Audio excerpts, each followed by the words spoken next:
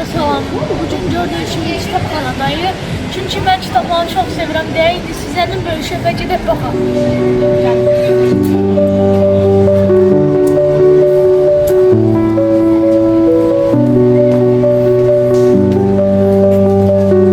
Dostlar gördüğünüz gibi ben size bir göstereyim.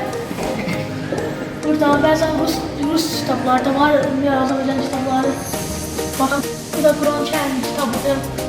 Burada bütün kitaplar maraqlıdır, yani. Bu kitabı hatırlıyorum, yani Küçük Prenses.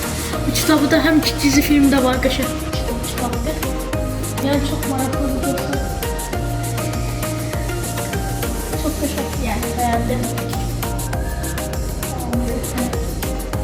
Size tövsiye edirəm, yəni bu kitab ilə gələsiniz, yəni bütün kitabları oxusanız bəlkə hoşunuza gələr. Yəni davam edək baxmağa. Bütün müğənnilər falan, hər şey haqqında danışılır. Həssə çağırmadan.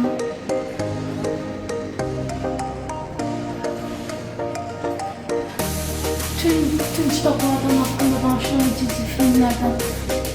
Ben bir kitabını okumuşam, evimde var olsun. Uşaq kitabları da var. Uşaq, yeni uşaq kilidiyən də maraqlı kitab ola bilər. Burada bütün bayraqlarımız var, görürsünüz.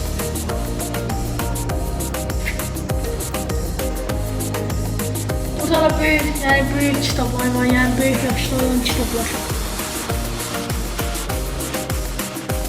Kitabı da var. Burada Prezident İlham Əliyev kitabı hakkında var. Şimdi devam edelim.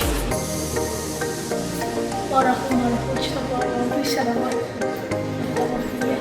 44 günlük müharibənin hakkında var, yani Vətən müharibəsi.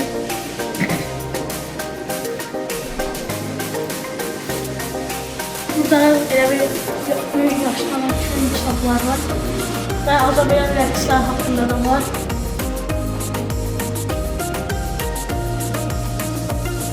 Bunlar da ise farklı ölçülerin kitapları.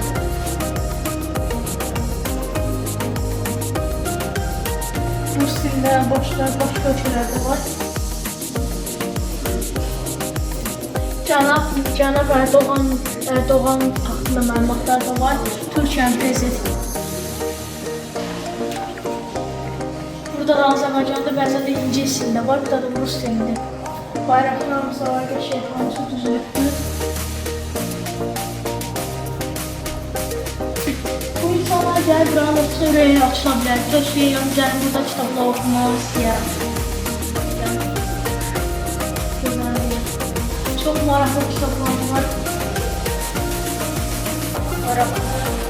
Burada da güzel kitablar var.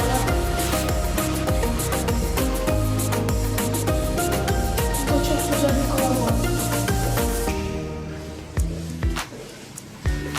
Burada küçük kovalar var.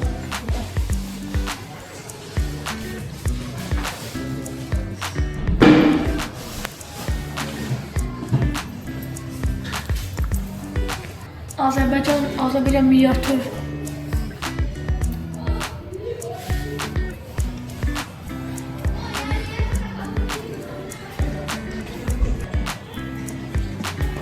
Güzel eşyalar vardır. Kutular, her şey falan var. Şöyle güzel. Bunlar Amerikalarda çok olur, yani yeni ilde koyarlar bunlar. Güzel steçanlar da var.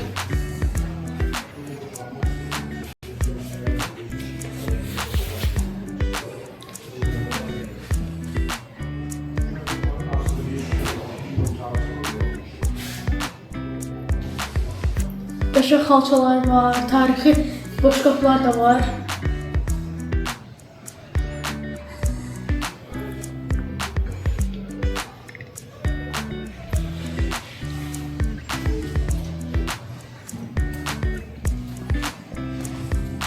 Aksesuarlar var, cepler var, medallar var.